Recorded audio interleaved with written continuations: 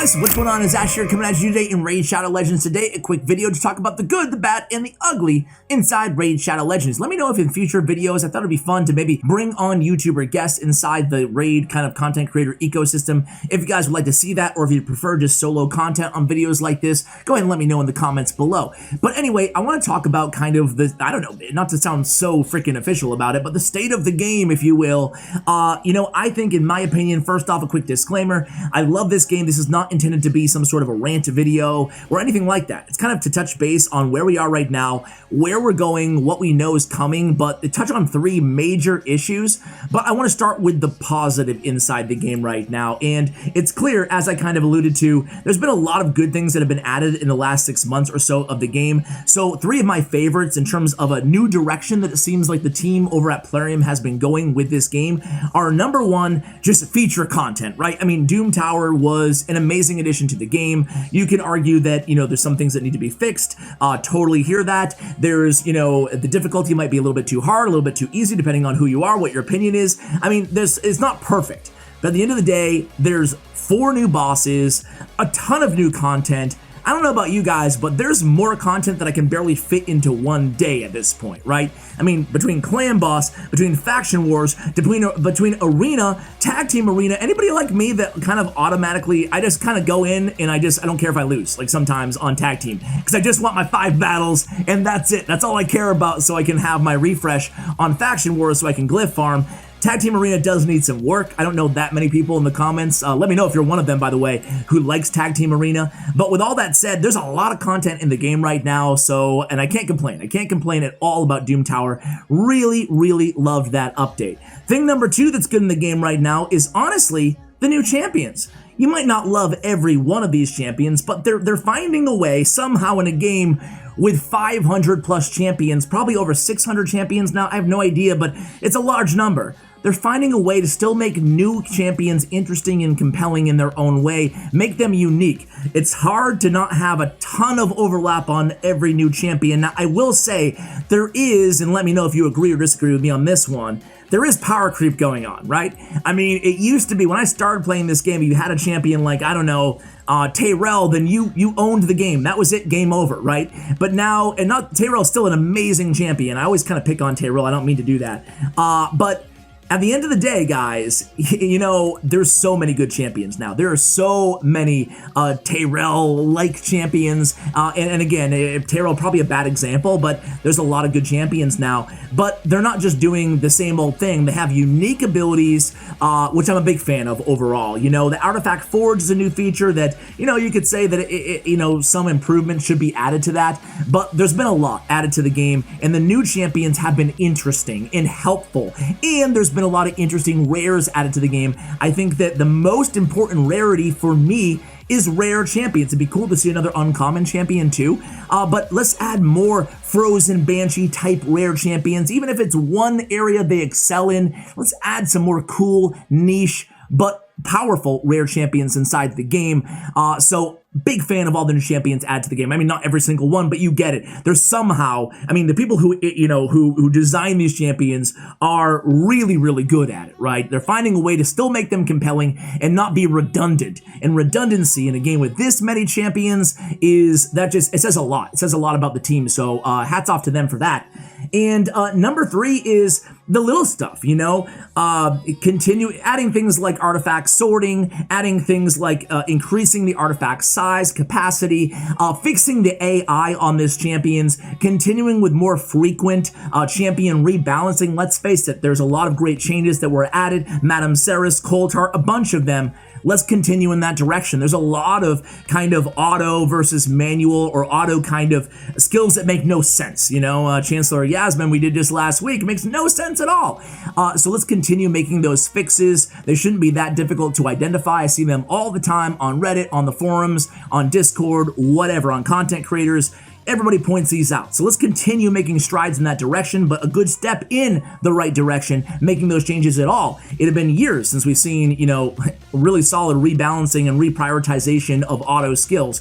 And then in terms of just balancing in general, they did a big champion rebalancing, a couple of them last year. Let's continue doing that. We know a big void rebalancing, including a lot of buffs, is on the way soon. applause again, golf clap for that one, because there's a lot of champions that could be very compelling if they just received small little tweaks, small little buffs. They don't need to be game-breaking buffs on these champions. So those are my 3 favorite things added to the game more recently, and there's a lot more that still is coming. We know that Clan Wars, and to me, talking about future updates again, we know that Clan Wars is going to be added in the first half of 2021, fingers crossed on that, but I think that's huge, because I think there's one feature missing from the game. The game is super, super strong on PvE right now. Let's continue to make strides in PvP. I want to join with my clanmates. Like, I want to team up with my clanmates and kick some other team's butts, So I'm really looking forward to something like that. I mean, that would be so cool. Really getting a sense of, okay, who's the strategy gurus in my clan, other than the people who can, speed tune a clan boss team. Not saying that's, or unkillable teams. Those are amazing. But people who are really technically sound in the game, like these genius level Raid Shadow Legends gurus, and I'm not one of them, by the way, right? I just copy what they do. I'm never here to pretend that I am like the genius of Raid Shadow Legends, but we get to let those people shine, right? And I think that's really, really cool. So all good stuff. Can't wait for PvP to be added to the game. For me, that's like the big thing that I'm looking for, in addition to all the, the bad and the ugly. So let's get to the bad and the ugly here again. We know, you guys, if I told you what are the 3 worst things in the game right now, I think pretty much maybe 50% of you guys, maybe 90% of you guys could guess it, right? So number 1, silver. Dude, ooh. I gotta say, Cirilla, when I interviewed her, she was rather coy about, she acknowledged that silver is an issue. She would not commit to, say, removing the silver cost on, removing the silver cost on removing artifacts from champions. Especially with Doom Tower, with all these new awesome features they added to the game, swapping out artifacts is more essential than ever. Listen, I'm a dirty spender on this game, and if I'm feeling the silver pinch on swapping out artifacts, then everybody must be, right? I had like 80 million silver saved up a week ago. I upgraded 2 champions, literally 2 champions for guides, Vorgoth, and actually 3, okay, literally 3 champions, okay? Cost me 80 million. I was down to nothing, I mean, that's crazy. Not to mention now it's just like there's no easy way, aside from just endlessly farming Spider to get silver. There ought to be a silver tower or something. We know the Void Tower is coming, and in that Cirilla interview again, she did mention that's going to be a way to upgrade your champions. Multiple aspects of a champion will be upgraded in that Void Tower spot. Sounds like it's not going to be called a Void Tower, but in the dungeon area there where Void Tower is right now that says coming soon or whatever. So good news there, but I don't know. It didn't sound super promising that it was going to resolve the silver issue. There's a silver shortage in the game. The more, new artifact sets, the more new champions they add to the game. All great stuff, but it requires more silver and swapping artifacts. I'm looking for them to just remove the swapping artifacts cost from the game. Either that or make every weekend it's free artifact swapping. Something like that would be incredibly advantageous, or a way to farm silver other than farming Spider's Den, which does not seem like it was built to be the main mechanism in the game for farming silver. There ought to be a silver mine or something like that instead, right? And by the way, guys, before we get to the other 2 points, I mentioned this in another video sometime in the past, but it bears repeating here. Data scientists are smart enough to understand this in the gaming, world, but investors oftentimes are not, the investors behind Plarium, and that's not to call them dummies or anything like that. Obviously they're not, but sometimes growth in terms of monetary growth in video games, especially in gacha games, is not linear, right? I've been doing this for 7 years. I'm not an expert, but I've seen enough games succeed and fail. If you want longevity for a game, right? And Raid's coming on, 2+ years now. You want longevity, though, in order for this game to last 10 years, which we'd love to see. I hope it does, and I'm actually confident it will, believe it or not. You can call me an idiot, but again, I've been doing this for a long time. I think we'll be successful here. But in order to do that, we need to continue to make the game more free to play and just non-whale friendly, right? Because we need to keep these players playing. Because I see it in my comments every day. I saw one in yesterday's video. Somebody was like, I just can't play the game anymore. It's too expensive. I don't have money. I can't compete, and it's frustrating. And, when you get to that point, it means you've gone too far. And again, to Plarium's credit, I do believe that they stepped away from that slowly, a few baby steps away from that. Let's continue moving in that direction, because even when you can get these very light spenders, these $10 a month spenders, or even free-to-play players, when you can get them less frustrated and make them feel like they actually truly do have a viable way to hang with their clanmates and compete in this game, you're still going to have your whales, you're still going to have spenders, and these people will last over the course of time, and that will make a healthier ecosystem in linear growth, or I should say non-linear growth, meaning growth overall. It will pay off in the long run, is what I'm trying to say in a very convoluted way. It will pay off for the company. Trust me, it will, you know? So you want to keep your players, okay? So quick disclaimer there. I think that's a really important point to make here. The next one is dupes. Dude, we've been talking about this forever, right? Everybody knows about dupes. I'm not going to belabor the point here, but there's nothing worse. It's not me. I'm not complaining for myself, right? Dude, I pull so many freaking shards on this video, on this channel, excuse me, that it's like, whatever, man. Like, I gotta do whoop-de-doop, you know? But it's really, and I'm not trying to pander to anybody here. This is the truth. And I can feel this because now I have a free-to-play account. In case you missed the video yesterday, my second video on the free-to-play account. When you pull a dupe as a free-to-play or a non-big spender, it hurts, it burns 100 times more. Imagine pulling 2 Visix the Unbowed, you know, from Void Shards. I mean, you're only going to get 2 Void Legendaries in a whole year playing this game. Maybe not even 1 in a whole year playing this game. And imagine pulling 2. Oh, that's got to hurt. Needs to be some sort of mechanism. I don't know the answer here. You guys probably do. It might be you get 1 free reroll if you pull a legendary, you know? You can reroll it 1 time. And if you get a dupe the second time, maybe you're screwed. I don't know. Is it the step in the right direction? Yes, you know? And oh my god, this video is going long because I know this battle's already 9 minutes in. I keep killing the spider without the HP burn. But anyway, you know what? If I don't kill the spider this time, I'm gonna go ahead and exit out this battle. I apologize, guys. I should have went anywhere but Doom Tower, hard, Thor 120 here. Thought I'd flex 2 champions. Who cares, dude? Anyway, back to the point. I don't know if rerolling is the answer or if it's a fusion. You know, you can fuse 4 types of any. It doesn't have to be duplicates, but you can the same rarity. You fuse 4 epics, 4 legendaries into a random shard pull, guaranteed that rarity. I don't know if that's the answer either.